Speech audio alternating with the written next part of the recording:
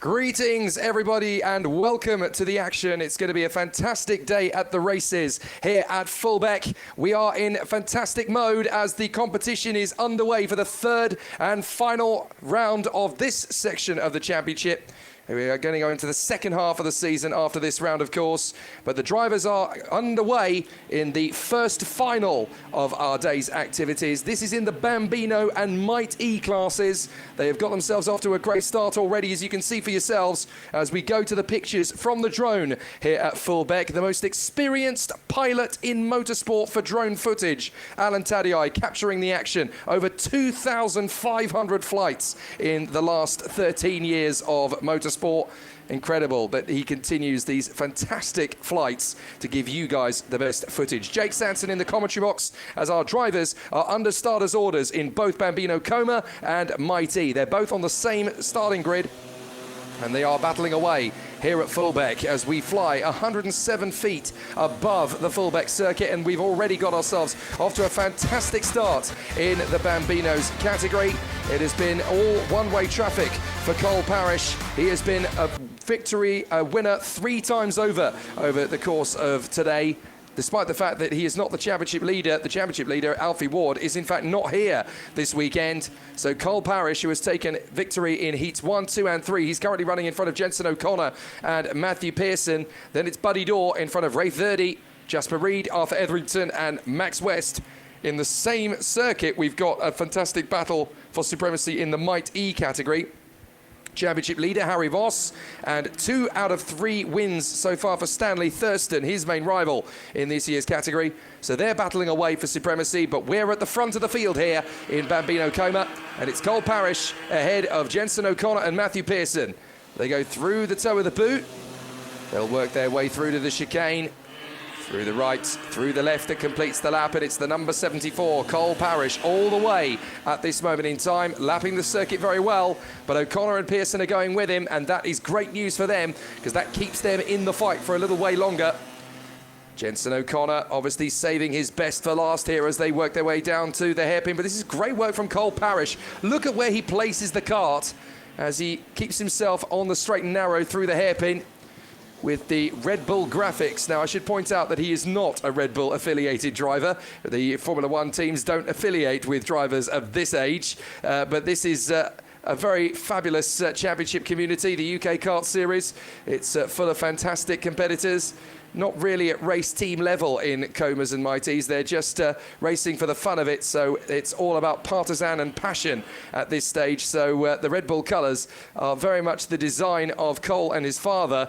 They've placed those graphics on the kart to feel like a Max Verstappen in the early phase of 2025. It's all for fun and games and the enjoyment factor of the racing. In fact, most of the graphics that you see in the UK Kart Series, unless they're an affiliated driver with a team of particular standing, or they've kept the original chassis colours, a lot of them will go for individual and unique colour schemes that will very much be about wearing the heart on the sleeve. Look at the pressure that Jensen O'Connor is putting on Cole Parrish, who is in defence mode at this point of the race. He clearly feels that Jensen O'Connor is going to be his equal on lap times in this part of the race as they go down the back straight through the kink. No need to change trajectory, but you can see Jensen O'Connor piling on the pressure to Cole Parrish, who, look, is keeping his kart just a little way off the racing line. He knows that Jensen O'Connor is going to be a threat here, so he is not giving him any more racetrack than he has to, because he knows that if he just gives him an inch, he's going to take a mile. So Jensen O'Connor is the man with all the aces up his sleeve here. Matthew Pearson is slowly dropping back a little way.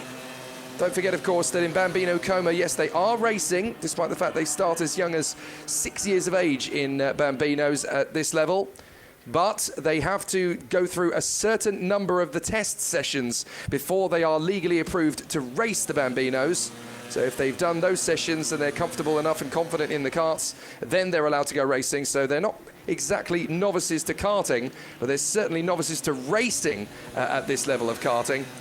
So Cole Parrish, Jensen O'Connor and Matthew Pearson out in front. Buddy Dorr still P4 in front of Rafe Verdi. Then we've got the leaders in Might E. Stanley Thurston's got ahead of Harry Voss. Now, he's been the leader of the Might E category ever since the finish line of Heat 2. Everything's turned to gold. We've got a yellow flag out on the course. So that looks to me like somebody may have parked it and retired from the race, or certainly spun off.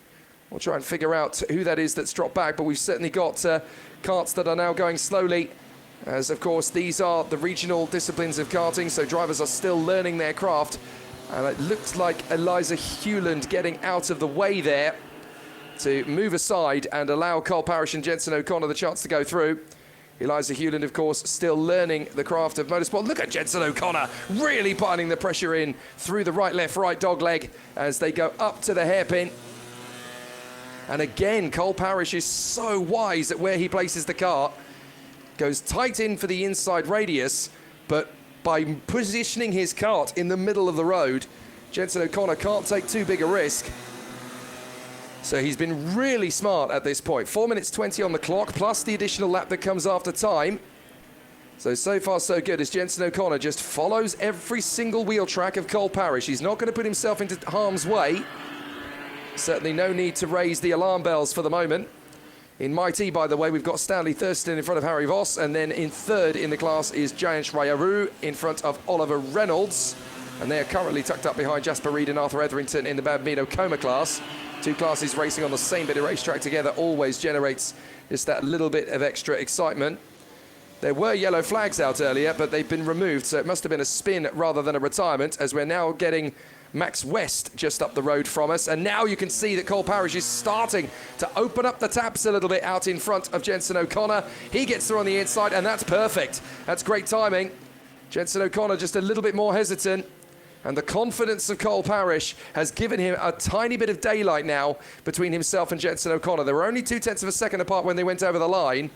And they're going to be about 0.3 of a second, 0.4 of a second if it stays like this. But Jenson O'Connor really needs to start pushing again to get back on terms with Cole Parrish. Never easy to predict in Bambinos who is going to get the best of it. Because even though a driver has been solid and strong for the entirety of the timed part of the race, once you go into that final lap, the beads of sweat, the nerves of anxiety, they start to creep in.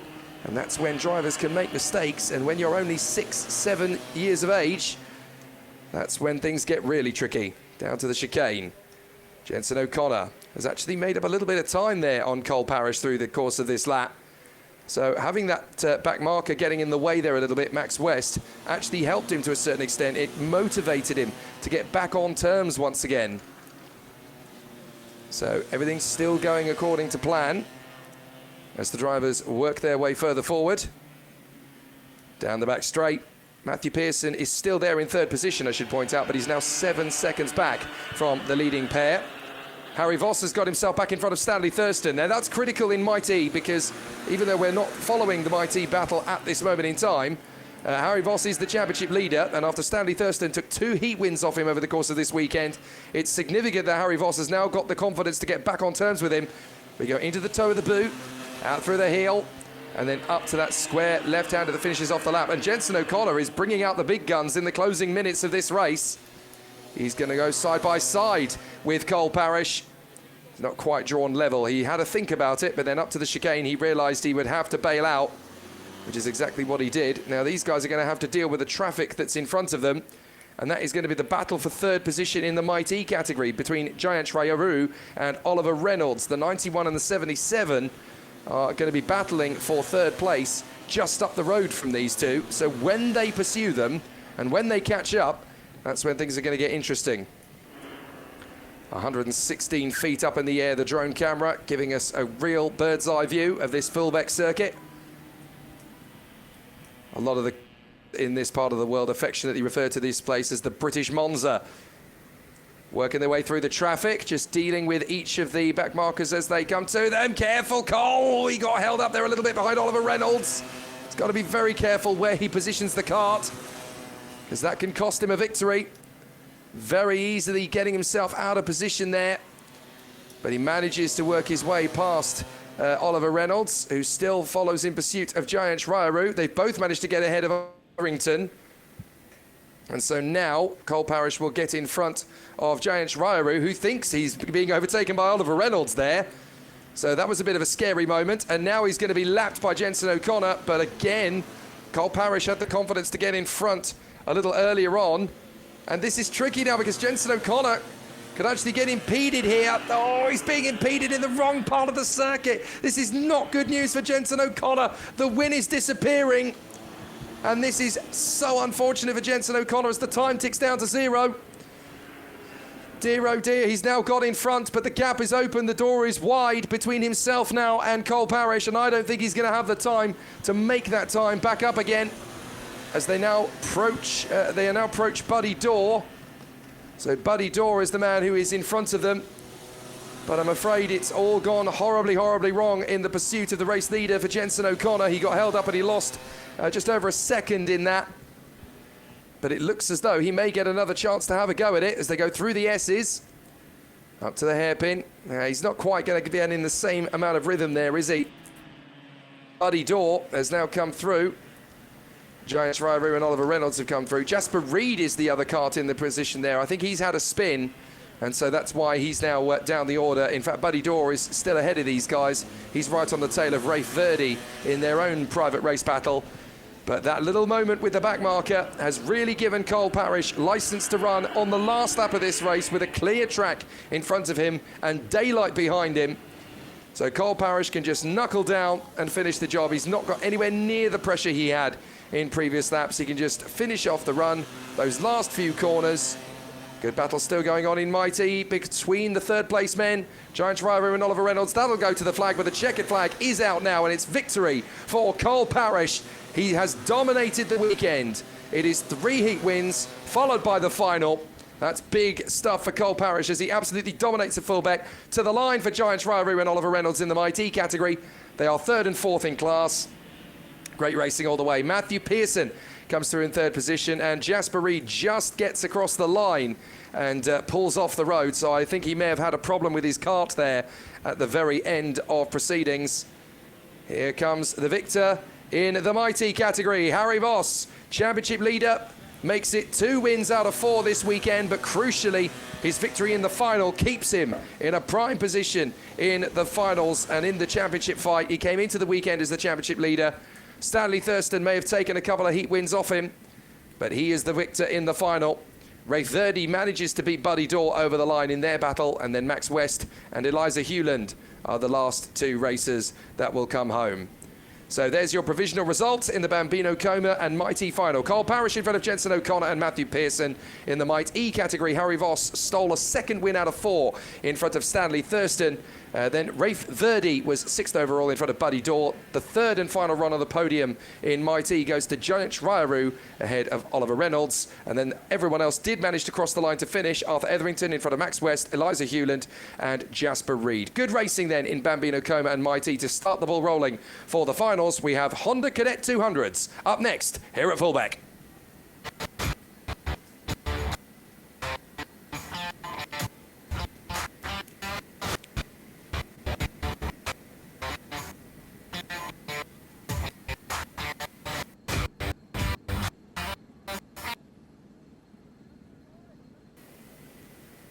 So into the action we will go then for the Honda Cadet 200s. It's all been one-way traffic so far today. Henry Colburn has been the man on form, taking victory 3 of the previous race heats, but he didn't come into the weekend as the championship leader.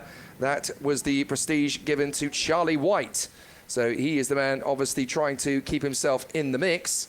It's not been particularly easy for him to find his feet because he's not had the pace that he was expecting to have coming into this one. So it's definitely been an interesting one for him moving forward.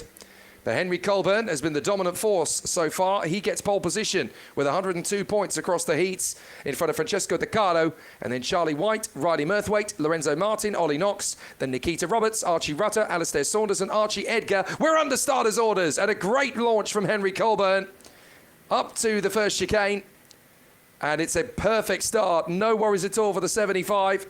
He leads the field down to the hairpin. Francesco De Caro getting a perfectly decent start as well as the field squabbles their way into that hairpin at turn 3.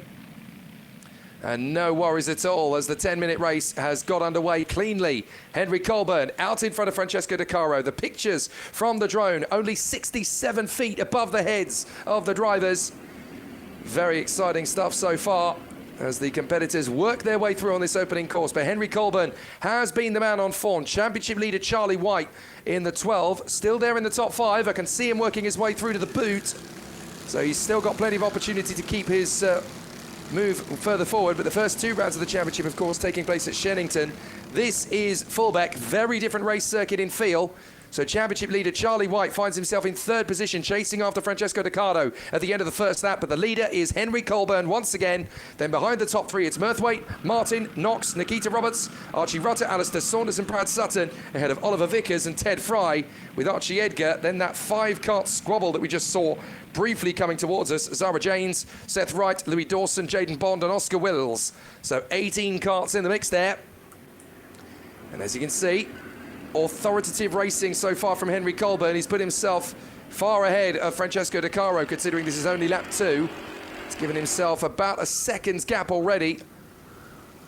I would maybe call it about 8/10, 9/10 of a second at the very least at the moment, but this is all about Francesco Decaro and Charlie White. They've got to work together here and team up as they go down the main straight, hoping for a chance to hop over the curbs in the chicane. Right, left, tight apex, but keep the pace on. Right, then back up to turn 4 for the hairpin. And Charlie White not able to stick close to the rear bumper of Francesco Decaro for the moment. Riley Murthwaite looks fairly threatening in 4th position as they work their way down the back straight again. Pictures from the drone capturing all of the action. Over 2,500 flights done by this particular drone pilot, Alan Tadiai. Karting dad turned broadcaster, turned commentator, turned drone pilot. Is there nothing the man can't do? Up to the boot, working the drivers very hard there. Decaro versus White, and Murthwaite has got a lot of pressure now from Lorenzo Martin. Nikita Roberts has moved up into P6, so good racecraft from Nikita Roberts, working her way forward. So Nikita Roberts now puts herself into the top 6 as the race is duel away. She looks like she's hungry for a chance to go for Lorenzo Martin. You can tell Nikita Roberts' kart. It's got that very distinctive fighter squadron livery on the graphics of her kart. Now, gesticulation there from Francesco Decaro, waving his hand big time. Work with me, we're dropping back from Henry Colburn. Work with me, push me, says Francesco Decaro. We're losing the leader. But that is going to be an invitation for Charlie White. He's saying, look, I've been trying to work with you. I'm trying to get you to go faster, but you're slowing us up. You're a cork in the bottle here. I need to get ahead of you because I've got a better chance of catching up to Henry Colburn by the look of it than you have. That's going to be the psychology of the racing driver in the helmet. So now they've got to figure out between themselves what's going to be the best way to get after Colburn, or do they have to resign themselves to the fact, even with 6.5 minutes plus the additional lap left in this race, that they're not going to be able to catch him and they'll just have to race for second place. The race for second place could be mighty. We've got Decaro, White, Murthwaite, Martin and Roberts all in a hustle together. And Nikita Roberts is making a challenge here for Lorenzo Martin. They're going to go side by side in a very dangerous part of the course. Can Nikita Roberts commit? Oh, she has to bail out of it. I tell you what, she's got the bravery of a fighter pilot in P6. Trying to make the bid there on Lorenzo Martin. That is not an overtaking move for the faint of heart, and she absolutely tried her best there, really leaning on the angles all the way up. But there's a point, there's a limit where you get to the braking zone and you think, well, I can either commit to this round the outside and we're both going in the barrier, or I can have another go later on. And she decided wisely, in my opinion, to wait for the opportunity. A very similar situation again there in the S's. She tried again, having a look on the inside of Lorenzo Martin, and just thought, you know what? This is an opportunity knocking. I can get ahead of him. I know I'm quicker. Her body language suggests a racer who knows that she'll be faster, provided she can get that run on the inside line. But instead of diving to the inside line, what she's decided to do now is tag in behind Martin and go, right, we can get the top 3 drivers in front of us there in 2nd, 3rd, 4th, behind a dominant Colburn. We can still work in unison. We can still make this happen. So down to the boot once again. Decaro, White, Murthwaite, then Martin and Roberts almost joined at the hip. Knox, Rutter and Vickers, Saunders, Edgar, Sutton, Ted Fry, then Bond, who has done a great job to work forward. Jaden Bond up to 14th now, ahead of Seth Wright, Louis Dawson, Zara Janes and Oscar Wills. And off the inside, that's Nikita Roberts. Oh, so nearly to the inside line of the S's. I thought she had a better run off the turn than she actually had. But you really get the sense that she's not going to be content to sit in P6. So that bodes well for us in the next 4 minutes. Roberts is still trying to find that little bit of an edge, but this is a tight circuit at Fulbeck. It's fast, yes, there are overtaking opportunities, but only if you're brave enough to get the boxing gloves out and roll up your sleeves. This is a do-or-die race circuit, Fulbeck. The drivers love racing here. It's a proper old-school venue, but it is very tricky to tame. It's not an easy circuit to get the best of, that's for sure. As Henry Colburn extends his lead out front. It's now nearly 1.7 seconds out in front of Francesco De Caro. Comes through, having done a 51.7 for the lap, still consistently quicker than everybody else on the circuit. And De Caro is actually controlling the pace here in front of Charlie White. Murthwaite is falling back into the clutches of Lorenzo Martin and Nikita Roberts. That could get very feisty before too long, as Roberts is getting fed up sitting and looking at the day-glow yellow chassis of Lorenzo Martin in front of her. She wants to get ahead, but at the same time, Riley Murthwaite is starting to lose some ground. So this could be a chance for her to leapfrog both of them and get into P4. But if she keeps her wits about her, she can take advantage of Martin and Murthwaite going side by side, which is exactly where we're getting to. Oh, the battle looks like it's beginning, as Murthwaite is struggling to stay now in front of Martin. Up to the inside. Oh, bit of bravery needed there as we look from the drone. Lorenzo Martin fancied his chances out of the boot, which is incredibly brave. Couldn't get the move done. But that shows you his alert, quick thinking. Wants to get the move nailed up to the hairpin. De Caro and White, fairly savvy between the two of them at the moment in second and third, but things are going to get pretty racy between Murthwaite, Martin and Roberts. Meanwhile, Oliver Vickers, by the way, has got ahead of Archie Rutter into P7. And now the inside. Is that Nikita Roberts finishing off the move? It is! Oh, beautiful conviction from Nikita Roberts. That was the move of the race so far. Do or die to the inside line. I've had enough of this. I want to get ahead because Murthwaite's vulnerable and I can get him. Excellently done from Nikita Roberts. Really valiant overtake up to the chicane. And that puts her into P5. So now she's got an opportunity to go after Riley Murthwaite. As again, De Caro and White still fairly to sit in third position for much longer. At the moment, he's just counting down these laps. He's dialing it all in at the moment. Riley Murthwaite still sitting in P4. Roberts and Martin trying to keep close to Murthwaite at the moment through the S's. God, it's really difficult to get the line right for that trajectory because you've got to carry a lot of speed through that part of the course as well. Meanwhile, Nikita Roberts has not dropped Lorenzo Martin, but crucially, is all over the rear wheels of Riley Murthwaite. So this could be another big move coming from Nikita Roberts. A minute and a half to go, plus the additional lap. And the fight for her to get up from 7th on the grid to P4 would be a very impressive run indeed on a circuit like Fulbeck, where overtaking is not easy to do. And in these finals, you do not have long to make an impact. De Caro and White still second and third. Henry Colburn is an afterthought. Look at him, way out in front, Henry Colburn. And now Nikita Roberts has got a run on Riley Murthwaite out of the chicane. She can finish that off in the hairpin. Has Nikita Roberts got in front in fourth position? I think she has. So we'll wait as they come down to the ground shots once again, but I think that's Roberts through into fourth position. She nailed the inside line on the exit. She's there. Nikita Roberts into P4. Fantastic racecraft. Well, we keep talking, don't we, about who's the next big woman on the scene of motorsport and who has what it takes to charge our way up the ranks. I tell you what, Nikita Roberts has zero fear. Absolutely brilliant. I think she may have had her fear glands removed. Absolutely incredible, the way she's racing around Fulbeck with absolute determination. Now it's going to be Lorenzo Martin's turn to have a go at Riley Murthwaite. There might still be an opportunity as well because Roberts has got ahead and is already trying to pull clear.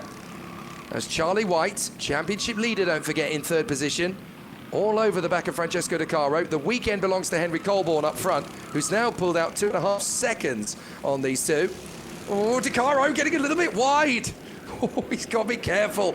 Time has run down to 0. So now we are just waiting to get to the finish line, and then we'll have one final lap. But De Caro is really starting to get nervous now. Charlie White, championship leader, fancies the move.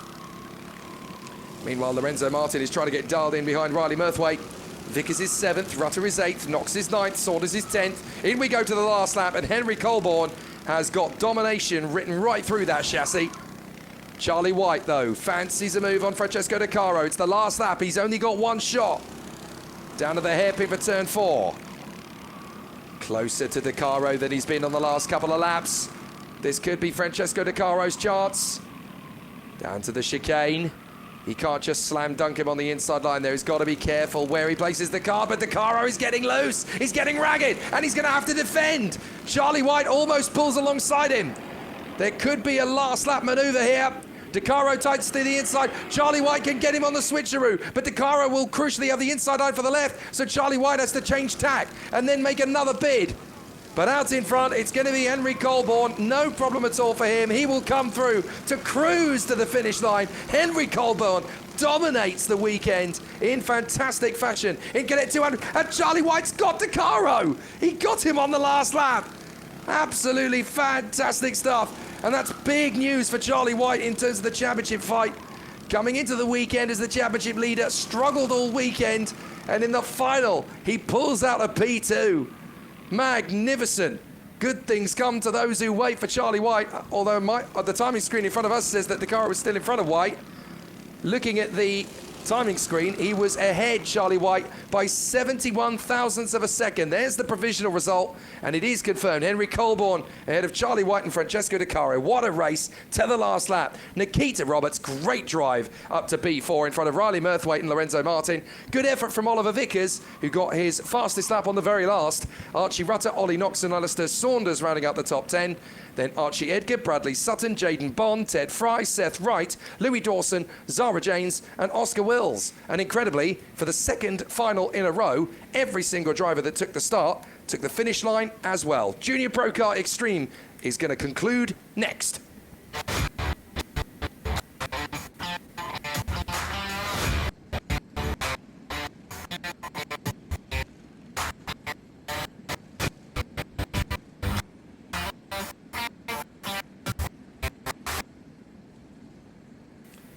So more great racing on the way here at Fulbeck for the third and final race for, the fourth and final race, I should say, for Junior Pro Kart this weekend. The championship has all been about Joshua Sullivan so far. He's come into these races with the championship lead, top 5 in all of the heats. But in terms of the race, well, the heats so far have been all about one man, and that man is the Junior Pro Kart king at the moment, Reese Cranston. So he's been the one to watch out for all the way through. As we get ourselves geared up for this one, he's going to be on the front row of the grid with Ian Bagger. Daniel Kadashinsky will be on the second row with Liam Edmonds. 5th position on the grid will be the championship leader coming in, Joshua Sullivan, alongside Finlay Worthy. And then Rowan Marshall, Teddy Hall, Finlay Iron, Charlie Brooks, Isaac Hobbs in 11th alongside Sebastian Thompson, and then Olivia Hall and Kian Richard finishing off the grid. So Junior Pro Kart Extreme with Cranston versus Bagger on the first lap of the race. That's going to be fascinating when they charge away. But is this going to be Reese Cranston's afternoon? He has certainly claimed everything so far. Joshua Sullivan has been in the top 5 there or thereabouts, but we're going to get up to a good start, are we? As we get ourselves up to starters' orders, and we are racing into the first chicane. Everybody trying to get through cleanly, but there's a couple of run wides. Oh, it's going to get a little bit scrappy off the turn potentially, but they just about deal with it. But it's no problem at all for Reese Cranston, who really has tamed Fulbeck so far this weekend. And the Junior Pro Karts are under great racing conditions. Ian Bagger having to give best to him through the first part of the lap. And then we've got this great duel already kicking off between Kadashinsky, Sullivan and Liam Edmonds. Rowan Marshall will be in the mix still as well. I think we saw a couple of drivers running a bit deep through the apex. Interestingly, no Olivia, but the other 13 are in the mix still. So it looks like we've got one non-starter. But Reese Cranston is looking to make this race an absolute rout. As he crosses the line, he leads comfortably on the first lap, and he's already got 1.2 seconds over the rest of the field. That's how impressive Reese Cranston's weekend has been so far. So the race behind is for third position at the moment between Edmonds, Sullivan and Kadashinsky. They really have shuffled on this first lap. So a good start from Liam Edmonds, in the number 5 kart. Although he is chasing down Ian Bagger. Joshua Sullivan still there in 4th position. And then there's a big gap back to the battle for P5, which is absolutely furious at the moment. We've got Kadashinsky, Worthy, Hall, Marshall, Hobbs, Thompson and Brooks are all in that as well. So there's the way it's all battled out. Now, interestingly, it's all getting very close together up at the top 5. Reece Cranston going through without issue. So Cranston, Ian Bagger, and it's Joshua Sullivan. So he was having a bit of a transponder issue initially. He was there in 3rd position all the time, but it wasn't quite showing up on the first lap where he was. So it's actually Edmonds versus Kadaszynski in the battle for 4th and 5th. Then Teddy Hall, who's been making very steady progress. Good work from Teddy Hall, up into P6 in front of Finley Worthy. Sebastian Thompson's driving well too. He's got ahead of Marshall and Isaac Hobbs. So some good performances thus far as we watch on from the drone. Here is that midfield squabble. Good little battle going on behind Finley Worthy. It's Thompson, Marshall and Hobbs. And good for Sebastian Thompson, doing a fair job at the moment, trying to keep back the lime green of Rowan Marshall. Looking very interesting. There's the 11th kart in the mix. That's Charlie Brooks we just saw from Finley Iron and Cian Richard. And Joshua Sullivan has worked his way ahead of Ian Bagger. So Ian Bagger now with Joshua Sullivan having got in front. So just checking over his shoulder. And the number 140 of Ian Bagger has been absolutely no match for the championship leader, Josh Sullivan. So whatever went wrong for Sullivan in the previous races, he's coming good in the final, isn't he? Up to 2nd position now. The biggest problem he's got is there are 7 minutes left of this race, and he's got 2.8 seconds left to make up. But they've certainly made some tweaks to the car and made sure that he can charge his way back into a competitive position. Very similar, in fact, to what we saw from Charlie White in the Cadet 200s. Now in the Junior Pro Kart, we're seeing Josh Sullivan, championship leader, who's been top 5 all weekend, but nothing particularly spectacular. He's clearly saved his best for last here. So Reece Cranston, Josh Sullivan now in front of Ian Bagger. Look at Sullivan go as well. He really has found a sweet spot in the setup this time as he's pulled clear of Ian Bagger. He's already got himself about 3 to 4 kart lengths. And the back straight again. No worries at all for 2nd and 3rd. 4th position is becoming no man's land for Liam Edmonds as he pulls about a 2nd clear of Dan Kadaszynski. And then we've got battles further back. Teddy Hall is pulling away from Finley Worthy, who is falling into the clutches of Rowan Marshall. Sebastian Thompson and Charlie Brooks all in the mix there still. Finley Irons lost some ground, so that puts him down into 11th position ahead of Isaac Hobbs and Cian Richard. Not quite sure what happened to Isaac Hobbs. He was in the battle for 10th position at one point. So he now finds himself down in 12th. Over the inside line. This is going to be a drag race to the braking zone of the chicane. Goodness me, very tight indeed between Edmonds and Kadaszynski. And they're still squabbling, and they need to because they've got a fast-moving Teddy Hall starting to get close to them. This could get very spicy indeed between these men as Edmonds loses out to Kadaszynski, trying to work his magic as they continue further forward. Oh, wait a minute, is that Ian Bagger? No, it isn't. It's not Edmonds. Edmonds is still there in 4th position. Kadaszynski is behind. That's Ian Bagger. That's how much time Ian Bagger's lost. Goodness me. Well, on the last lap, he did a 50.7 compared to Cranston in the lead on a 50.2 and Sullivan on a 50.4. So he's really struggling on these tyres in the final. Whatever's gone wrong on the setup, it really has gone wrong dramatically because he's losing a lot of pace now to Sullivan. There is the leader, Cranston. Sullivan just went through, and Bagger's in trouble here because Edmonds and Kadaszynski have caught him up. In the background, there's Teddy Hall, having worked himself into P6 and done a good job to get there too. But 3rd position is very much tricky now for Ian Bagger to hold on to. Through the S's and up towards the square left-hander. Bagger's not slow exactly, but if grip is starting to fall away, then it's easy to fall into the clutches of the chasing pack. So he's got to be very careful about where he places the kart, because he'll need to be in proper defense mode now, especially with the likes of Liam Edmonds and Dan Kadaszynski on the tail. Trying to look for the way on through on the inside. Not quite level enough, really. Just letting Ian Bagger know that he's there. If he looks over his shoulder, he'll know that he's taking a different line. But Liam Edmonds has got a lot of fish to fry here as well, because he's got to get ahead of Ian Bagger, but before Dan Kadaszynski pounces on him. So this is a tough mission for Liam Edmonds in 4th place, because he's got to play offense and defense. Up over the curbs. Bagger a little bit aggressive there over the curbs, and that will actually hold his speed down off the turn a little bit. even the slightest kiss of the curb at the wrong angle and you'll scrub off a couple of tenths of a second. And that's enough for the driver behind to have an invitation for the line through. And it doesn't matter if you're faster than the guy behind or not. It's all about momentum in karting. You can chase after a kart just by being smart and picking the maneuver. Look, 3 different racing lines there as the drivers are trying to psych each other out on the way to the breakings over that first chicane. There's a kart slowing in front of them. Is that Sullivan pulling off? Well, there was a kart slowing in front of them. I wonder if there was a mechanical issue. I want to double check. But there was certainly a kart slowing and I think maybe pulling off. We'll double check, but I think Sullivan might have been in trouble there. If that's the case, there is a stationary yellow flag. That could be the championship leader. That could be Joshua Sullivan out of the race because he's suddenly nowhere near as... I'm not sure he's there anymore. I think Josh Sullivan, who's been pushing to get himself at a second position, I think he's out of this one. Reece Cranston is well clear in front. He'll cross the line in the lead. He's done so. Up to the... Yeah, Joshua Sullivan's gone. Joshua Sullivan is out of this race by the look of it. Oh, my goodness. Well, that is dramatic. As Josh Sullivan has not come through. And we look to the left of our picture, and his kart is there. So that is disastrous for Joshua Sullivan. Not the way he wanted this final to go at all. It had been going so perfectly up to that point. So that promotes Ian Bagger into second place. Liam Edmonds is now third.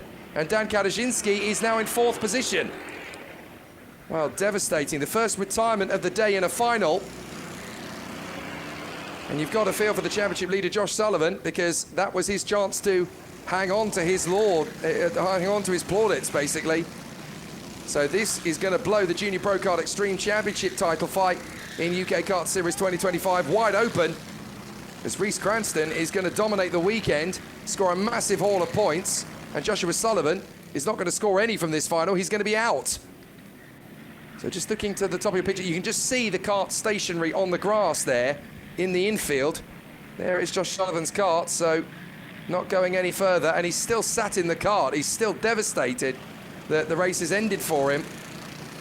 So disastrous for Josh Sullivan. The timing screen is not updated, by the way. We've got a minute to go, but the timing screen has not updated that information. But I can tell you that it is Joshua Sullivan, I'm afraid, who has pulled out of the race. So bitter, bitter gall for Joshua Sullivan. That is not the way he wanted this race to go at all. So out in front, no worries for Reece Cranston. Ian Bagger, third position. Liam Edmonds in fourth. And actually, Kadaszynski's not been able to stay with Edmonds in quite the way he would have wanted. So that's good news for Liam Edmonds. Ian Bagger is just trying to pull clear of the man in third place, Liam Edmonds, to finish things off. 20 seconds left on the clock, so this is going to be the penultimate lap, because there's no way that even with the dominant streak of Reece Cranston, he's going to be able to cross the line with that kind of time in hand. Here comes Reece Cranston, by the way, towards us. I know he's already through. That shows you how far ahead he is. He's pulled well clear. There he is in the final turn, in fact. Reece Cranston is going to come onto the main straight, and he will now go into what is going to be the final lap here. So Reece Cranston, well clear, and looking good up in front. Absolute domination for him. Devastating for his championship opponent, Joshua Sullivan. So down the back straight for Reece Cranston, this weekend has just been a 1-0 for everybody else. Here he is, hopping over the curbs in the S's. He took the victory in Heat 1, Heat 2, and Heat 3, and he has made this race weekend his own. And it's devastation for Joshua Sullivan with a mechanical problem putting him out of the race, having fought his way to second position. So Reece Cranston is going to dominate proceedings here at Fulbeck. It is going to be victorious. He will come out of the final turn now and canter to the victory. Brilliant job from Reece Cranston. It's absolutely commanding. What an amazing race for Reece Cranston this weekend. 3 heat wins and the final. And it's second for Ian Bagger. A very happy Liam Edmonds in third position there, I think, to come home and get some silverware from Dan Kadaszynski, Teddy Hall, and Finley Worthy. So excellent performance then from the contenders. Well, that is the Honda Cadet 200 final. We're not going to get a provisional result, I think, for the Junior Pro Kart Extreme final, just because we've got some timing screen issues. But I can tell you that provisionally it should be Reese Cranston in front of Ian Bagger and Liam Edmonds, Dan Kadashinsky P4 in front of Teddy Hall and Finley Worthy, Rowan Marshall, Sebastian Thompson, Charlie Brooks, Finley Iron, Isaac Hobbs, Kian Richard, and a devastated Joshua Sullivan, failing to finish the race. Not what he wanted at all, and it certainly doesn't do his championship favours any hope at all. So devastating. Not a good weekend in the end for Josh Sullivan. Championship leader coming in could be Reese Cranston going out. That finishes things off for Junior Pro Kart. A weekend completely cleaned up by the number 43 of Reese Cranston. Now it's time to see how things will fare in Honda R200.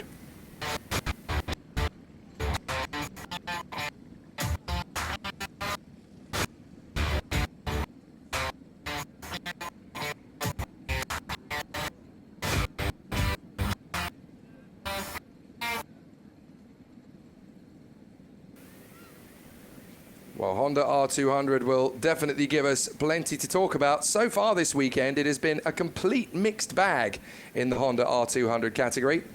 The championship leader coming into the weekend was young Aaron Berridge, who's still got plenty of opportunity this year to seal the title, but he's not had anything quite go his way so far.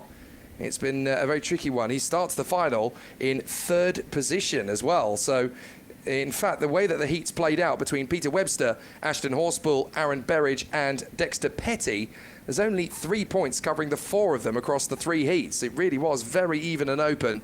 Consistency was what put drivers into the top spot. And on this occasion, it is Peter Webster. There is Joshua Sullivan's kart being recovered. You've got to feel for Josh Sullivan. He'd done all the hard work to get things ready in the final, whatever problems they were facing. And now he is having to, with the help of his mechanic, and I think that's his father there as well, well, devastating. That's not the way that the championship leader coming into this weekend, Joshua Sullivan, wanted to leave Fulbeck with a very long face. So poor Joshua Sullivan trudges back to the paddock, and it's game over for him. And certainly it's back to the drawing board to figure out what they will do ready for round 4. But back to the Honda R200. I mentioned that there's only 3 points between the R200 drivers. Peter Webster, Ashton Horspool, Aaron Berridge and Dexter Petty in that order. Aaron Berridge came into the weekend as the championship leader. Dexter Petty won heat number 1 and heat number 2. But it's consistency that's put Peter Webster, the winner from heat number 3, into pole position. So it's going to be fascinating to see how it all plays out, because these 4 drivers are incredibly evenly matched. Webster and Horspool on the front row of the grid, Berridge and Petty on the 2nd row of the grid, and that's despite Dexter Petty winning the first 2 heats. 5th position on the grid for Matthew Plant. Harry Pennington is going to be alongside him on the 3rd row, and then it will be Lewis Dean and Oliver James Smith, Hallie Findlater and Aidan Ingram, and then it is Carter Lundy in front of Thomas Stevens, and then Rebecca Restel ahead of Rocco Geraghty. So the karts are getting themselves dialed in then, ready for the rolling start. Hopefully our timing screen is going to get itself warmed up and back into the position it should be in time. But we're going to get under starters orders, at least for Peter Webster, as they come off the turn. That's very neat tram lines. Despite the speed, they're going to go around again. The race directors were not happy with that one. So they will go around one more time. That might obviously also give the guys in timekeeping a chance to hit the reboot button and get the timing screens ready in time for the Honda R200 final. Always a bit of a difficulty heading in. We can still see to the left of your screen, though, those are the timing screen positions for the previous race. Hopefully it'll get sorted in time. Not easy to keep on top of these things with modern technology when you're in essentially the middle of a field in Lincolnshire, because that's exactly where we are. Not the easiest of locations to bring you the coverage and bring you the footage, but we are still ever present, hoping to continue that coverage all the way through. Jake Sanson in the commentary box for these final few races of the weekend. Just 4 races remaining. We've got Honda R200, we've got the Group B Senior Pro Karts, the Group A Senior Pro Karts, and then the BWR and BWR Juniors to head out for their final race. So off the turn, are we going to get a clean start this time from the front row of the grid? Looks like we have, and the green flag flies. So we're off the starters' orders, charging down to the first hairpin. as the number 125 leads the charge. Peter Webster through turn 1. Everybody's got it.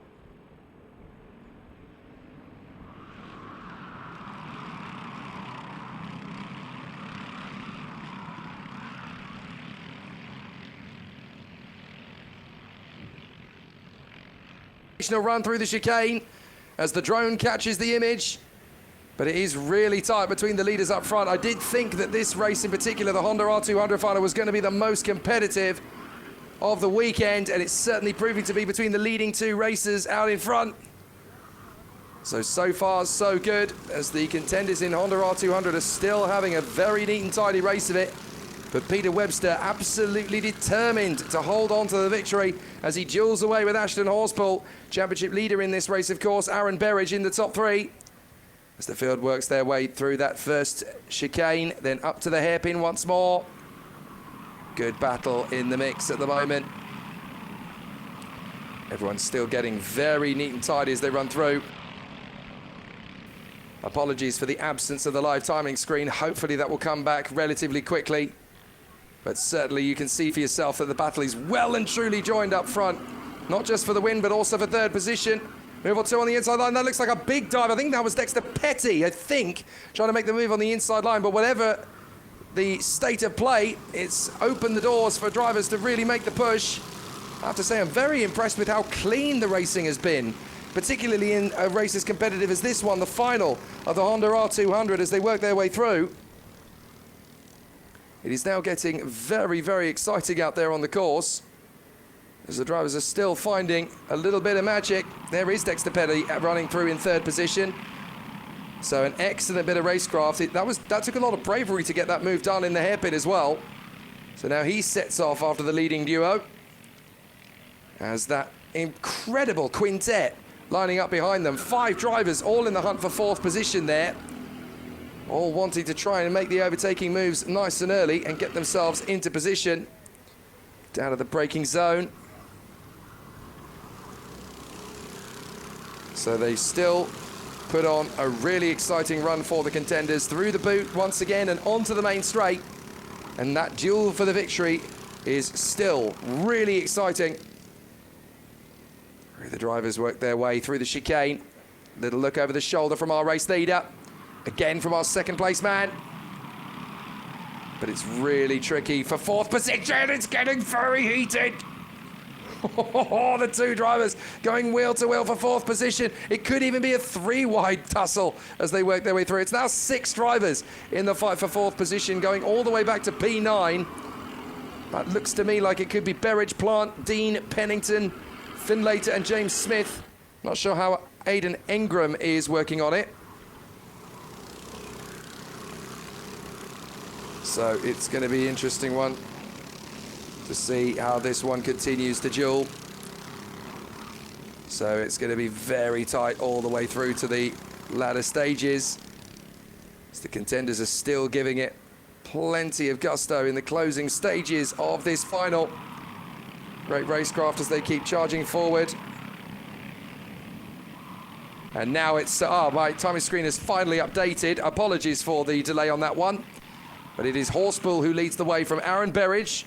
We saw Dexter Petty make that mighty move to get into third position, but Petty is actually closing in on Berridge now. Matthew Plant, P4. Peter Webster, who's been so strong all the weekend, down to P5, but will he stay that way because he's got a lot of pressure from the drivers behind. We've got Pennington and Dean squabbling away for P6, tucked up behind the leaders as they try to work their way forward, but Horspool has the upper hand. And this is quite an important victory for Ashton Horspool to take away if he can get this one done. So there is the timing screen now updated on your pictures. Thank goodness for that. So now you can follow the action as well as I can now. Horspool, Berridge, Petty, and look at this battle for fourth position as Matthew Plant hangs on to it by a thread at the moment in front of Peter Webster and Harry Pennington. Through the S's, hopping over the curbs. Try not to take too much of those curbs, because you're going to lose ground, and also try and keep one eye on Berridge and Petty up front, because Berridge and Petty are battling away side by side. Dexter Petty may have the move for second place here on the inside line of the boot. It looks like Berridge is not going to give him any space. He doesn't have to. And there's only room for one to get in front of the other. So as they come through, Berridge has been able to hold on to it for the time being, but now Dexter Petty has shown his hand. They've both been held up in that. So they've lost a lot of time. Hallie Findlater and Aidan Ingram going across the line in front of Carter Lundy and Thomas Stevens, the last drivers in this race. We can see how close it's getting, just outside the top three. As we got Plant, Webster, Pennington, Oliver James Smith and Lewis Dean, with Rebecca Restel at the back of the queue, hoping to work our way forward. Look at what that battle for second place between Berridge and Penn. It's now turned this into an 8-kart rout. Out in front, Ashton Horspool is loving it. No worries at all for him. And Aaron Berridge actually has a warning for contact for his fisticuffs with Dexter Petty on the final corners of that last lap. So Aaron Berridge has got to be careful how he defends from Dexter Petty now. Look, he's swarming around, trying to keep him at bay. Petty knows that he's vulnerable. Can't swarm around too much, otherwise you will get the book thrown at you, though. So Dexter Petty looking for a chance into the hairpin. Not quite close enough to slam dunk. This is a great drive from Matthew Plant, I have to say. Having been outside the top four from all weekend long, now he's there in front of Peter Webster, and he deserves to be there. And check out the pictures from the drone. It's very nearly 2x2 hurrah until they get to the braking zone, and Petty again wrestling to get ahead of Aaron Berridge. Now he'll slam dunk on the inside of the hairpin. Enough is enough. I'll get through. And this time, there is no doubt. Dexter Petty into P2 in front of Aaron Berridge. Nicely done, and there's swaps for position further back as well. I think we saw Oliver James Smith on Pennington and Rebecca Restel on Lewis Dean. So a couple of shuffles of the deck there as the drivers are going wheel to wheel. So Restel did get in front of Lewis Dean. Oliver James Smith didn't finish the move on Harry Pennington in the end. Down to the braking zone, I very nearly called Oliver James Smith James Dean there, because Lewis Dean is behind Rebecca Restel and Oliver James is in front of Rebecca Restel.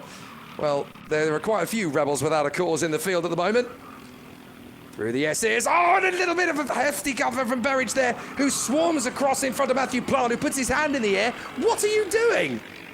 Aaron Berridge defends valiantly to Matthew Plant, and Matthew Plant is absolutely livid with Aaron Berridge and his tactics. Well, Aaron Berridge already has a warning flag, of course, for contact with Dexter Petty, so he doesn't want to get another warning. That will turn into a penalty. So Ashton Horspool leads the way, Dexter Pedersen in second place, and Aaron Berridge is making that kart as wide as a Buick. Through the S's comes Matthew Plant. Come on, man, I've got a move from Peter Webster on my 6. He's trying to get through the inside line. Whatever you think you're doing to defend for third position, it's not okay. I want to get ahead. Down the back straight. Matthew Plant looking for his bid on Berridge. Through the S's, needs a good exit from the turn, but Berridge needs to back him up. This is going to be so close. Berridge, Plant, Webster. Plant on the inside line, he gets third position, he gets his man. And he's going to be side by side with Berridge, who pulls back in front. Oh, Berridge manages to get the switcheroo back from the hairpin. And we've run out of seconds, but Horspool crosses the line before that happens. So there goes Ashton Horspool, he's got the lead. Second place for Petty. Anybody's guess for third, and drivers are starting to wave their hands in the air. Come on, what is Aaron Berridge playing at?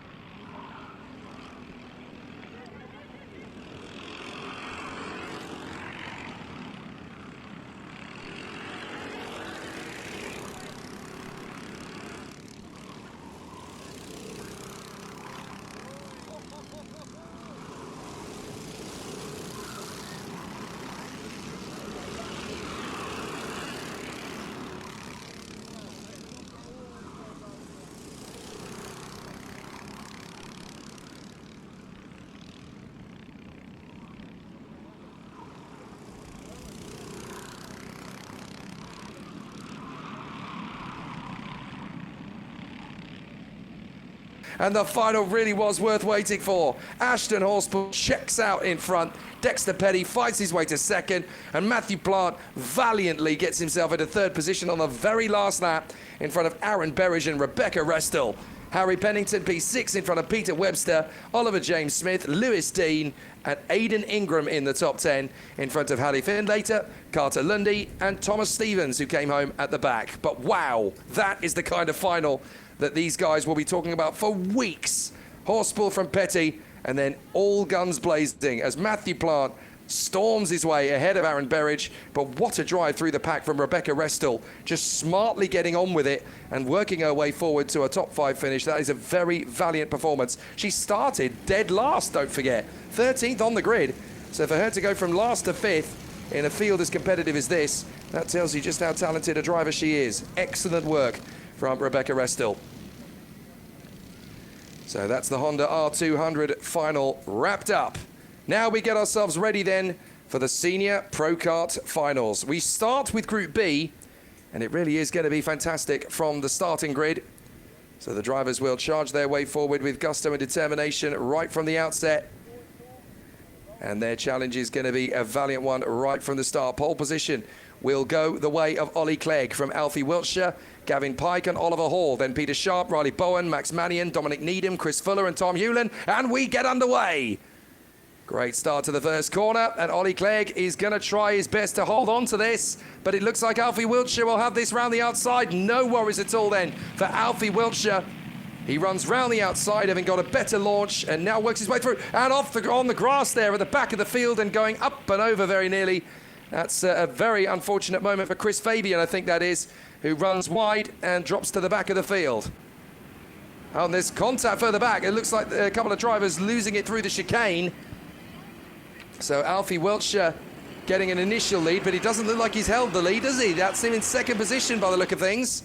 As the drivers race and weave away through to third and fourth positions, it looks like Ollie Clegg has got himself back into that first position as they come across the line. So Clegg and Wiltshire, yes, indeed, that is the way it's played out.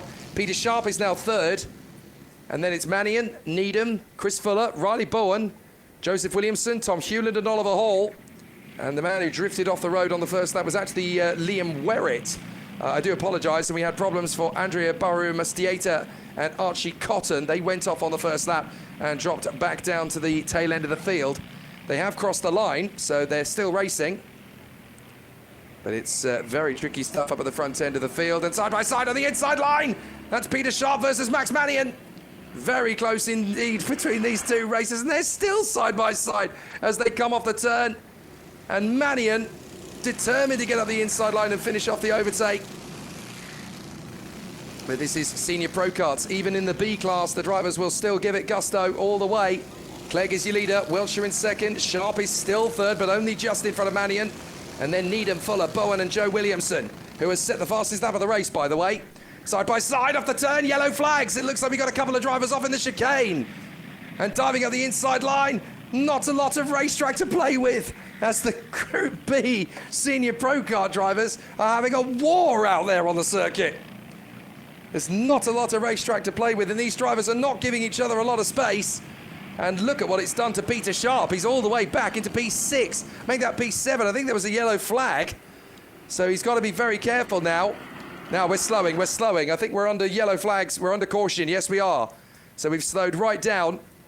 So we are under yellow flag conditions here. So the race has been neutralised.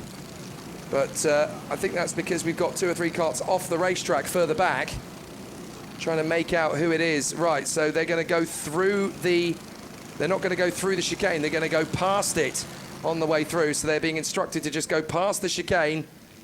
So clearly what's happened is in that chicane. I'd like to take a look and see what it is that's caused the issue. But obviously the officials have got to take stock of the situation. Well, we've got 1 driver off. That's what we've got at the moment. And it looks like Oliver Hall.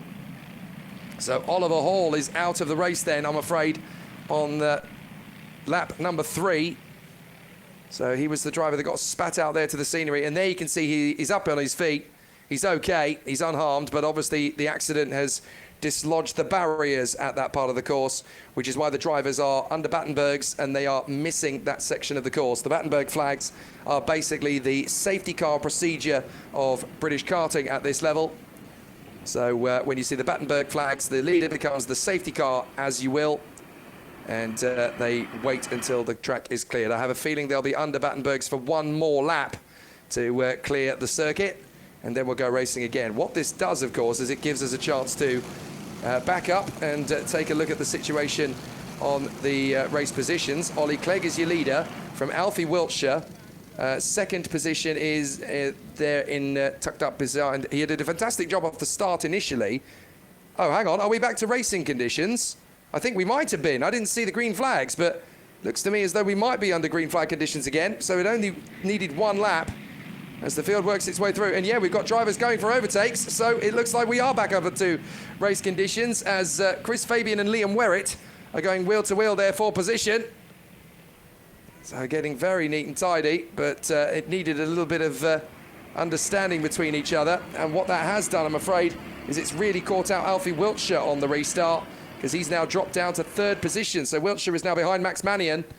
So Max Manion in the number 90 works his way forward to 2nd place on the restart behind Ollie Clegg. So it's Clegg, Manion, Wiltshire, Needham, Chris Fuller and Peter Sharp, who's dropped all the way to P6 as we know, and he's still trying to hold on to that. So Clegg versus Manion now becomes the battle for the victory. And now that he's into 2nd place, Max Manion is not going to back down from the chance to go after Ollie Clegg. So what a difficult start to the race this has been for Peter Sharp, and Joseph Williamson nearly fancied a move there on the inside line. It cost him a lot in terms of momentum. He's run deep and run wide. So a couple of drivers then out of position. We'll see who that's really affected, but Joseph Williamson was up to 7th at the end of the previous lap ahead of Riley Bowen. And don't forget that Joseph Williamson won the Group B Heat 3. So he's definitely got a chance to continue making progress. But it's very tricky stuff at the moment as the drivers are still putting in a good performance out there, going wheel to wheel. But Manion is really ramping up the tempo on Ollie Clegg. I don't think Clegg is going to have a race victory all his own way in this one. Wiltshire is third. Sharp, Bowen, Hewland, Williamson, and Gary Evans in 10th ahead of Archie Cotton and Chris Fabian. Then Andrea Braharu Mustieta in front of Kerry Croft and Liam Werrett. And as we know, Oliver Hall was out of the race on lap 3. Lots of fisticuffs potentially here because we've got Sharp, Bowen and Hewland having a really good battle with each other. In fact, no, that's Sharp defending his position, having got ahead of Chris Fuller, I think. And then Riley Bowen is in the mix there as well. So All sorts of racecraft needed for this latter stage of the race. But the fastest lap of the race has actually come from Max Mannion. He fancies a move on Ollie Clegg for the lead. So we'll have to keep an eye on that as they still squabble away behind the two leaders. Here we go then, the duel for the win. Ollie Clegg versus Max Mannion. Who can get it? Ollie Clegg was the winner in Group B Heat 2. Max Mannion has yet to win a heat of any kind or any race indeed this weekend, and he's got a good run off the turn. They're going to go side by side. Mannion's going to keep his foot in. He's going to need to if he wants the lead. And he backs down, and he's gone into the barriers. Max Mannion hits the barriers, loses the kart, crosses the section of kart. He goes over the escape route, and that's going to be missing part of the course. He's not going to be allowed to get away with that. Big mistake for Max Mannion. Well, he's still in second place, but surely the officials are going to look into that because he hit the barriers, skipped a part of the course. Devastating for Max Mannion. Not what he needed at all. I thought we were going to have a real humdinger of a battle between those two there, but unfortunately, it all just gets a little bit too much for Max Mannion, too hot to handle. And he slams into the barriers, goes through the escape route. And although he's still in second place, I don't think that's going to stand for long. There's still great duels all the way through the course. Senior Pro Karts have so much bravery, so much determination. Well, the marshals were able to get back to that part of the course very quickly and reposition the barriers. So not a big issue there for the officials. Well done to the Orange Army for getting that done quickly, by the way. In P6, it is Joseph Williamson. There he is, swarming around behind Peter Sharp. And he looks like he's hungry for even more, working his way through Joseph Williamson from 14th on the grid out of the 16 starters. So for Joseph Williamson to now be in P6, challenging for P5, is very impressive work indeed. And up to third, that is Dominic Needham. He's got ahead of Alfie Wiltshire. So Needham gets in front of Wiltshire. Alfie Wiltshire doing his best to hang on to the podium, but a great run from the black machine with the red Nassau. That is Dominic Needham. So Dominic Needham with the red Nassau panel on the black machine that he runs, number 69. Third position, having got ahead of Alfie Wiltshire, and now he's already defending, so he clearly feels that with just over a minute left on the timing screen, he is not going to have the pace to run away with the victory in this one. Max Mannion is doing the best he can to catch up to Ollie Clegg, but it would not surprise me at all if he gets a penalty of some kind for essentially skipping part of the course, because he went through the escape road and rejoined in second place. Now he will argue, well, I didn't gain an advantage, did I? I hit the barriers and I rejoined no longer right on the tail of the leader, and I had to try and fight to get it back again.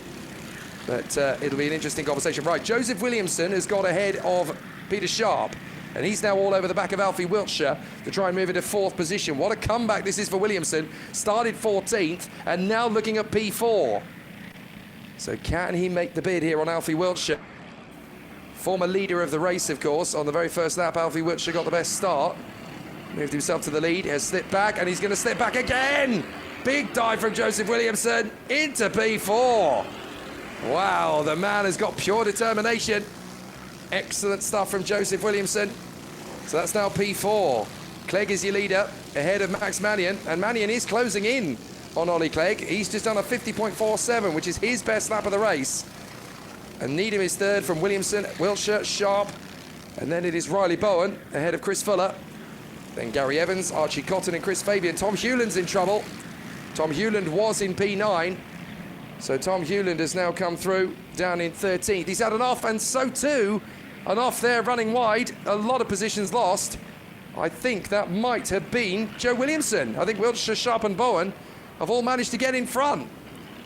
Indeed they have. So Joseph Williamson, all that hard work has come undone. That is devastating if that is the case. So Joseph Williamson, having got his way through, that is indeed Wiltshire, through into fourth ahead of Sharp and Bowen, and Joseph Williamson is down into P7. Devastating bad luck as into the last lap goes Ollie Clegg.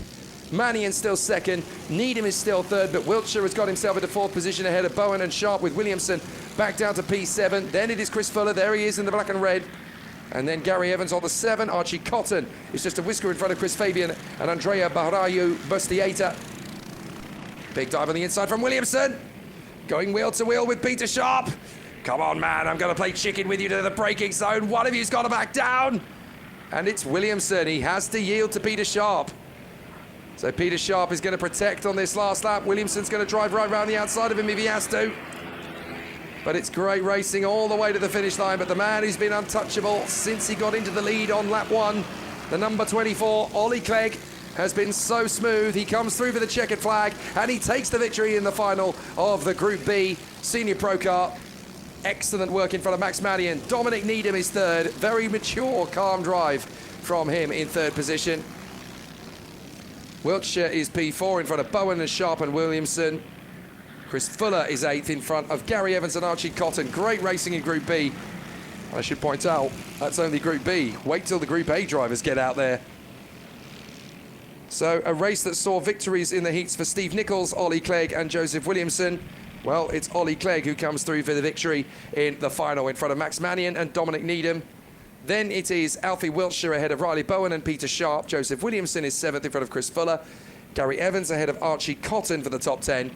Chris Fabian in front of Andrea Brahario Mastieta. And then Tom Hewland ahead of Kerry Croft and Liam Werrett. Just one retirement from that race, and that was Oliver Hall, who sadly crashed out on lap 3 in the first chicane. That's what put us under Battenberg's for just one single lap. But Ollie Clegg, great race, pushed all the way to the line and got the job done. A second clear of a rather frustrated Max Mannion. I think he could have really made a challenge for the victory had he not hit the barriers. But what a comeback from Mannion and Needham. 7th to 2nd and 8th to 3rd, respectfully.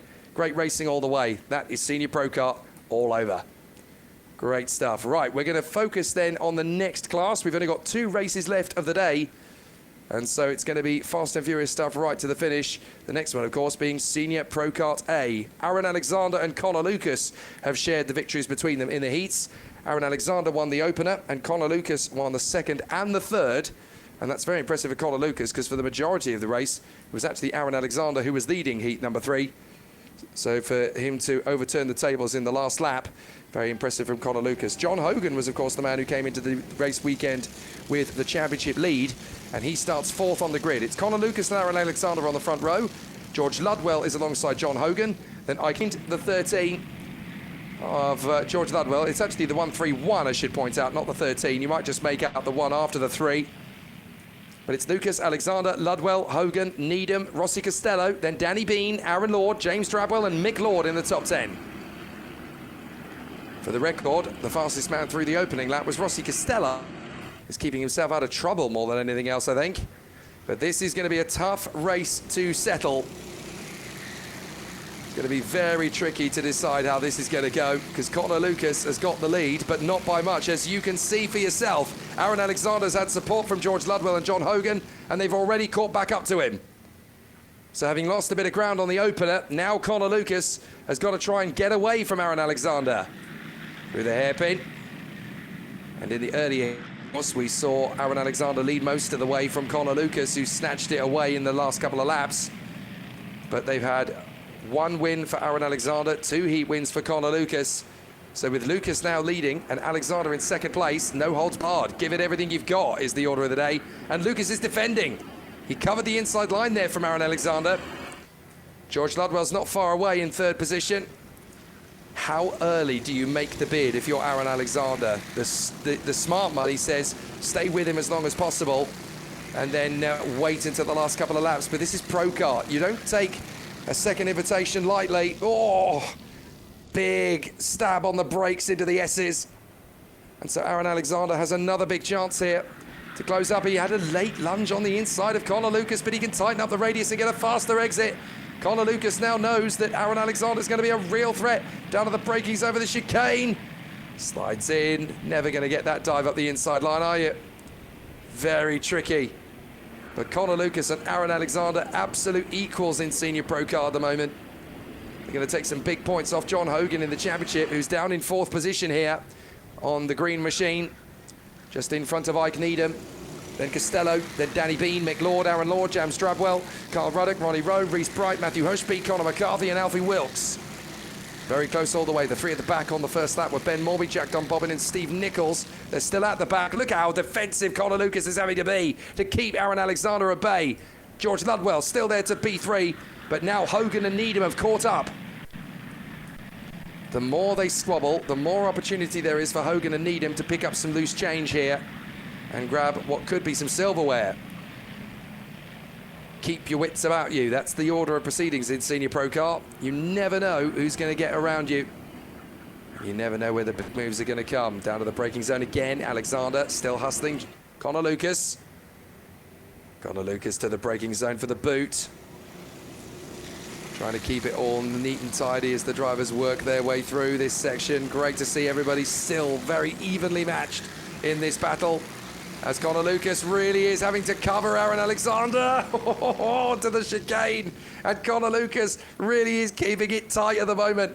Looks over his shoulder, maybe one too many times. Alexander slam dunks him on the inside. Brilliant from Aaron Alexander. Snatches the move. Once you start looking behind you and over your shoulder, that's when you're never going to get the move done. Connor Lucas tries his best, but he can't get back through. Aaron Alexander taking full advantage of the fact that Connor Lucas was getting rather anxious, looking over his shoulder, looking left, looking right. Where's he going to go? And Aaron Alexander just sliced him. Beautiful move.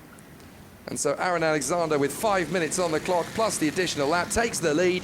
And now we've got a very tough race in our hands, because Alexander will not want to lose this lead. He does exactly the same thing Connor Lucas did to him. Forces him to think defensively. He's now going defensive. Look, he's going to move and cover him. Stop looking behind you. You've got a racetrack in front of you. You can easily drive off the road. Goodness me, Aaron Alexander knows exactly where the kart is going, doesn't he? Almost driving around there like Aaron Paul. Goodness me. Having a very tough race of it. So some amazing stuff as the competitors run around the course. He was looking like he was in need for speed there as he was hustling his rival. Fantastic stuff. Not looking at the road, looking behind him. He could have been another regular Paul Walker and fast and furious. So through they work, Aaron Alexander, and there's a contact warning for Connor Lucas. That's fascinating. So Connor Lucas has been given a warning for advantage by contact. So he's got to be careful. He doesn't want to transgress too much with the race control. Alexander again covers, moves, defends. Nice switcheroo potentially opening up here for Connor Lucas. And they drag race to the chicane, side by side. Alexander chops across. No, you don't. Holds on to the lead with 3 minutes 45 on the clock. And this is going to be an absolute rip-roarer to the checkered flag, isn't it? Amazing stuff between these two. As Aaron Alexander holds on from Connor Lucas. Connor Lucas fancies more than just a second place. George Ludwell keeping very calm and collected in third place, ahead of John Hogan and Ike Needham. John Hogan knows he doesn't have to rush this. He can just watch these 2 or 3 karts in front squabble away, trip over each other. Might be able to pick up the pieces just by staying smart. You don't just race fast in karting, you race smart if you want to win. So Connor Lucas not able to get on the inside of Aaron Alexander this time, but a lap or two's respite might be just what the doctor ordered here. As Danny Bean sets the new fastest lap of the race, a 49.843 in 7th position. That shows you how exciting it is up front. As Connor Lucas is going to try and get the switcheroo, trying to get up alongside Aaron Alexander. Up to the chicane for the boot. No, you don't. Stalemate again between these two men as George Ludwell fancies the hustle. Back onto the home straight once again. Looks like our drone pilot has had to land it for a while. Down to the back straight. Big tank stopper from Connor Lucas as the back end drifts out. He really is looking like he's in Fast and the Furious now.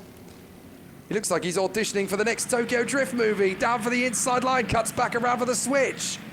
George Ludwell trying to get up in the inside of both men. Nothing doing. Connor Lucas goes far side. No way can he cut that back to the inside line of Aaron Alexander, but he'll try any trick in the book. And Alexander is looking left, looking right. Where's he going to go? This is looking like Carrie Ellis and Tom Cruise in Days of Thunder. Which way is he going to go? Is he going to go left? Is he going to go right? Amazing. Going high or going low. Tough to figure it out for Aaron Alexander. Connor Lucas needs to keep him guessing. That's how he'll win this race. 1 minute 37 as they cross the line. That's enough for 3 laps in my book, because they've got time plus the additional bonus lap. They might actually get 4 laps out of this. Actually, looking at the time, well, no, 49 seconds. I think, yeah, they'll only get 3 laps with the time they've got left.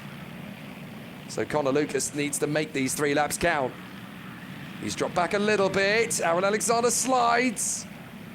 And George Ludwell in 3rd position is thinking, that's it, boys. You go race each other. You go wheel to wheel. You take each other wide. I'll get both of you, no problem at all. As Alexander covers the inside line of the hairpin. He knows that Connor Lucas will want to take the lead there. So he backs him down. He wants to box him in with George Ludwell. He wants Ludwell to go for the overtaking move to take the pressure off himself there. Because Connor Lucas is a very tough man to beat. And Aaron Alexander's got into the lead, so he does not want to lose anything. Chicane, right, left, right, on the way down to the hairpin of the right-hander, and Alexander thinks that Connor Lucas might try something. So he waits. Connor Lucas keeping Aaron Alexander guessing again. Looks over his shoulder. Connor Lucas is going to go alongside him. Alexander shuts the door down. Brilliant race in between these two. Alexander places the kart in the middle of the road, so Connor Lucas can't go left, can't go right. Has to look for the move. He draws level with him off the turn. Now he's going to try and draw level with him out of the hairpin.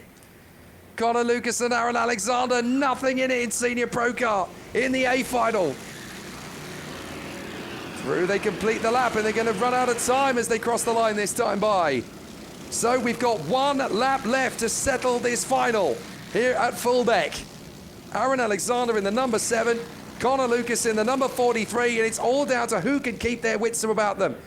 John Hogan settling in 4th place behind George Ludwell. Watch for Ludwell in 3rd position. If Alexander and Lucas get too close, Ludwell is there to snatch it away. 2nd chicane, left, right, left. Now up to the left square, and Alexander backing Lucas into the path of Ludwell, hoping that there's no move coming. He parks it on the inside line, but there's going to be a wrestling match or two as Hogan has to defend from Needham, arms in the air. Connor Lucas desperately trying to get ahead of Aaron Alexander, but I think he's going to run out of opportunities, and he's going to run out of racetrack, out of the final turn. Aaron Alexander has made the final his own. He takes the checkered flag. Aaron Alexander seals the deal in front of Connor Lucas and George Ludwell. And they shake on an incredible fight. Excellent stuff. Well, not everybody's happy at the finish. There are quite a few drivers there who were gesticulating back to the pits. He drove into me. Did you see that? Did you see that? Well, the only person that matters, of course, is race control. If they saw it, then that'll be investigated. But Connor Lucas not able to take the victory in the end. Aaron Alexander is the man who gets the job done. Connor Lucas in 2nd from George Ludwell. John Hogan is 4th in front of Ike Needham. Rossi Costello P6 in front of Danny Bean. Then Mick Lord, Aaron Lord, and James Drabwell in 10th position in front of Carl Ruddock, Ben Morby, Ronnie Rowe, Connor McCarthy, Alfie Wilkes, Matthew Hushby, Jack Dunbobbin, Steve Nichols, and Reece Bright. And can you believe it? With all of that badinage, all 19 drivers that started the race crossed the line to finish it. Absolutely incredible. So the battles have been sensational across Bambino Coma, Mighty, Honda Cadet 200, Honda R200, Junior Pro Kart, and the Senior Pro Kart Group B and Group A. Now we'll conclude with the BWR classes, BWR and BWR Junior, and it'll be the fight between Alistair Tinker and John Nuttall that will take centre stage for the last race of the day in BWR. And it has been a fantastic battle between them. Alistair Tinker came in as the championship leader, won the first heat, made it look like this was going to be his day all over. But ever since... Alistair Tinker got the win in Heat 2, I should say. John Nuttall was the race winner in Heat 1 and Heat 3. So currently, John Nuttall is the favourite to win this final. In BWR Junior, well, Brandon Edwards started well, getting the victory in Heat number 1. But championship leader William Omar has pretty much taken over proceedings since that point. So it really is going to be fascinating to see how he gets things continued from here on in. Now, some pre-race drama. Alistair Tinker has actually been late to get out. He's come out with the juniors. So Alistair Tinker now needs to catch up to the rest of the field in BWR. Now, the rest of the field went out before him. I don't know. Is he allowed to take his original position on the grid? I'm not sure he is, because the entire field has gone past him in his class. So I think he's got to form up in 4th place, because they're going to get to the red line. Yeah, they're going to get to the red line. So Alistair Tinker's now got to start this race from the back of the grid. Well... drama before the race even begins then in BWR, and it looks as though he may not even get that far. So Big pressure then for Alistair Tinker as he's got to try and work his way forward. There's the junior grid forming up. Will Omar, Micah Hunt Nelson, Brandon Edwards, Danny Elson and Harley Drake, and the BWRs get underway with Alistair Tinker having to start dead last. Here we go. And so the drivers charge for the first corner. John Nuttall leads the way. No, he doesn't. Oliver Greening chops across and takes the lead away. And there's a bit of a moment as Alistair Tinker works his way into third position from the back of the field. The second race gets underway. The BWR juniors, they get off to a start. And that's going to be an interesting one to the first corner for Will Omar. Can he hold on to it? But for the time being, John Nuttall leads the way. He's got back in front of Oliver Greening. So Oliver Greening getting into the lead of the race then here at Fulbeck, but it was short-lived. So he manages to work his way further forward, but he's in and get himself back into position. Sorry, John Nuttall is the leader, I should say. Then Greening, then Tinker, then Phil Waters. As the drivers work their way through. Up the inside line, is that going to be the move from Alistair Tinker to get into second position? It is indeed. So Oliver Greening's time in the lead was brief, but magical nonetheless. After a cracking start, got ahead of John Nuttall. But Nuttall found his feet, so too did Alistair Tinker. So Oliver Greening, it's back to reality. Third position in front of Phil Waters for the moment, with the juniors racing valiantly. Will Omar in front of Brandon Edwards, Micah Hunt Nelson, Harley Drake and Danny Elson. So now we get to what's going to be the highlight of this race. Alistair Tinker chasing down John Nuttall. And you always find that when a driver has had a near miss of not getting the start, they suddenly up the ante and intensify the... they suddenly end up getting a bit more adrenaline pumping through the veins, almost racing with the red mist. And you can see that John Nuttall is getting a lot of this work done to close up on the race leader, Alistair Tinker. Sorry, wrong way round. Alistair Tinker closing up on John Nuttall. So John Nuttall took victories in Heat 1 and Heat 3. Championship leader Alistair Tinker got the win in Heat number 2. But this is all very much about Alistair Tinker chasing after John Nuttall. Now, for some reason, the timing screen has mislaid the order, because John Nuttall is the leader in front of Tinker, Greening and Waters. For some reason, it's not quite got the laps correct there. But there is the duel. John Nuttall leads over the line. Alistair Tinker second. Third is Oliver Greening. Fourth is Phil Waters. And then if we look back in the background, we can see the juniors flailing their way towards the boot. So this is a grudge match once again between John Nuttall and Alistair Tinker, the two drivers fighting for the BWR title in 2025. And this will be fascinating to see who gets the best of it. Through the chicane, up towards the left-hand square right, left-hander, sorry. Through to the hairpin now, that is a right-hander. And after all that panic at the start, Alistair Tinker is now right back, sipping the exhaust fumes of John Nuttall. Oliver Greening still trying to stay with them in third. Phil Waters valiantly sticking with them in fourth place if he can. And then we've got this duel. Look at it, it's already rejoined as Alistair Tinker has done all the homework. And now he's right there with John Nuttall. This could be a real duel for the ages between these two. But William Omar and Brandon Edwards are having a similar duel in junior. They've been sharing the wins between them. Brandon Edwards got the win in Heat number 1 in BWR Junior.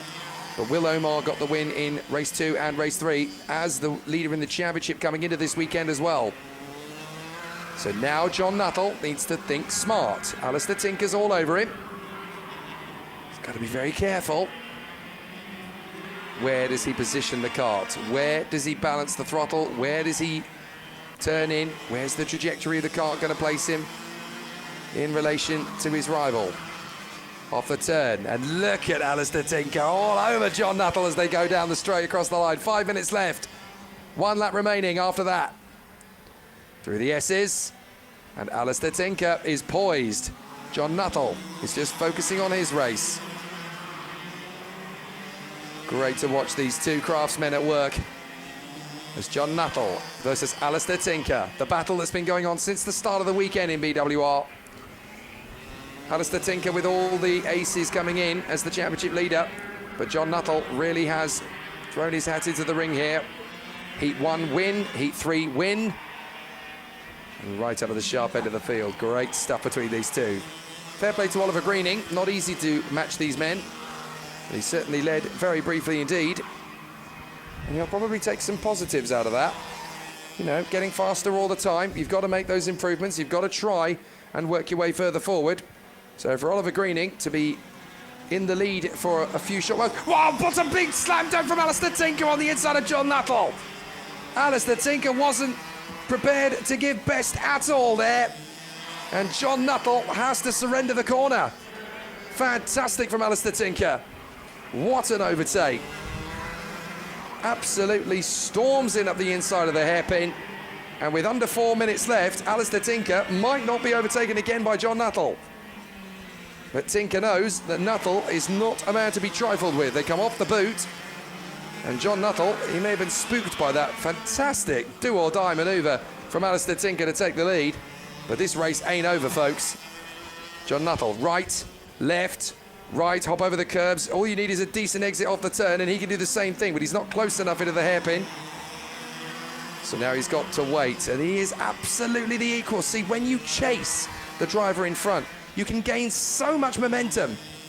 Hops over the curbs, hustles in behind Alistair Tinker again, and John Nuttall is ready to make his own move here on Alistair Tinker. 3 minutes left of the race. Here's the battle for the junior race. Will Omar still squabbling away beautifully. Nothing to choose between him and Brandon Edwards, who's still having a very tough race behind him. I think the number 5 has fallen off the back of his car, because Brandon Edwards runs as the 56, not as the 6. There is no 6 in the junior category. There is in the senior. That's Phil Waters.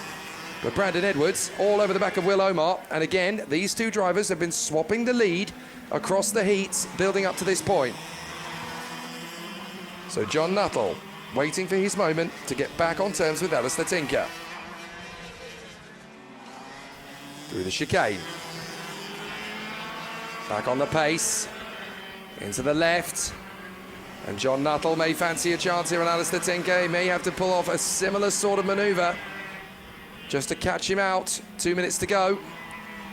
With a little bit of small change, you don't want to leave it too late on a circuit like this. In Pro Kart and in BWR Senior in particular, these are the classes where you've just got to throw caution to the winds. You see a gap, you go for it. Not traditional karting classes, these. You've got to really rely on your instincts a little bit more. Down to the braking zone for that hairpin. He's just not close enough, Nuttall. You see, there are calculated risks, and then there are stupid ones. And I think that kind of slam dunk manoeuvre on that occasion, when he was that far back, that would have ended up being a stupid and potentially unsuccessful move. So he thought better of it on that occasion. But he really is dialing in Alistair Tinker in the lead of this race. That pre-race scare has definitely boiled the blood for Alistair Tinker. His eyes were on stalks in the early stages of this race. They're going to come through. And that's a slowing Brandon Edwards. Brandon Edwards is slowing by the look of it. Oh, I can't believe it. He's absolutely fuming. The victory in junior's gone. And Brandon Edwards, hands on his helmet. He can't believe the winner's gone. A chance to beat Will Omar in a fair fight is now over. So Will Omar is going to absolutely cruise to the victory here. Poor Brandon Edwards. No chance at all for him. The motor racing gods giveth and the motor racing gods taketh away. Will Omar is now out on his own in the lead of this race. He's going to absolutely cruise control to the victory now, as we've got just a few seconds left of this race. And then, of course, we'll go on to the final lap. I think these guys are going to cross the line just before time runs down to 0. So Alistair Tinker and John Nuttall are going to have 2 laps of dueling, not 1. Here we go. 2 laps to go then, as we go 5, 4, 3, 2, 1. Time's up. So now it's a race to the finish line, and then 1 more lap after that. And John Nuttall has just under 2 laps to get the move back on Alistair Tinker, as Alistair Tinker got to him. So Tinker versus Nuttall. Through the second chicane, hopping over the curbs, through the left. And John Nuttall fancies a move. Maybe he'll get something special into the hairpin, but Alistair Tinker fancies his chances to hold him off. I think he sensed that Nuttall was there. So Nuttall is now really fancying a move here on Alistair Tinker. But Oliver Greening is safe in 3rd. Phil Waters is safe in 4th. And in the battle for 2nd in junior, Will Omar leads that one. But it's Harley Drake in 2nd now from Danny Elson and Micah Hunt Nelson. You've really got to feel for Brandon Edwards. So unfortunate but it's a really tricky situation as we go into the last lap. John Nuttall dialing it up. Wants to make the bid on Alistair Tinker. No way is he going to David on the inside of the chicane. He's got him. Brilliant from John Nuttall. Slices him on the inside line. And with just a few corners to go, there's going to need to be some responsive from Alistair Tinker, who dives back in. John Nuttall was ready for him, though. And they're going to go side by side down to the boot. Seconds left of this race. They cut each other across in the chicane. Did they both make it out? John Nuttall's got him. He's sealed the deal. What an amazing final lap as John Nuttall snatches the win away from Alistair Tinker. Oh, magnificent between the two men.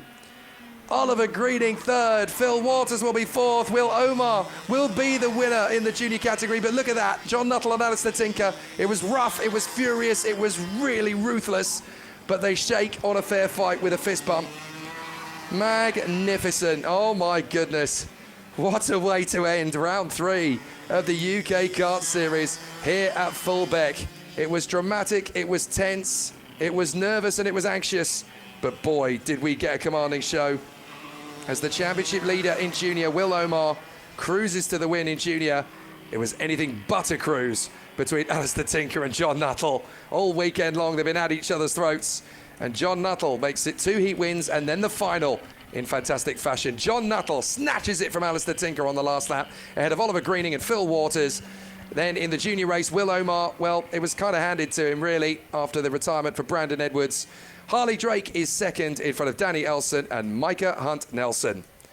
Well, magnificent racing here at Fulbeck in Bambino, Coma and Mighty, in Honda Cadet 200, in Honda R200, in Junior Pro Kart, in Senior Pro Kart Group B and Group A, and in BWR and BWR Junior. The third round of the 2025 UK Kart Series has been electrifying for the finals here at Fulbeck, and it really is going to be a fantastic continuation of the championship. Stick around in future weeks. Like, subscribe, hit the notification bell. You won't miss a moment of the action.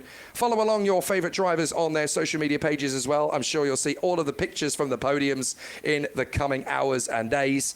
But it really has been fantastic. After 2 weekends at Shennington and 1 weekend here at Fulbeck, the chase for the title in each of our classes of the 2025 UK Kart Series is well and truly ignited. From myself, Jake Sanson, and from the whole team at TDI Media and everybody here at UK Kart Series, thank you so much for all of your hard work watching and all of your input and support. We cannot wait for the season to continue. Join us in the coming weeks when the fight for the UK Kart Series continues. Bye for now.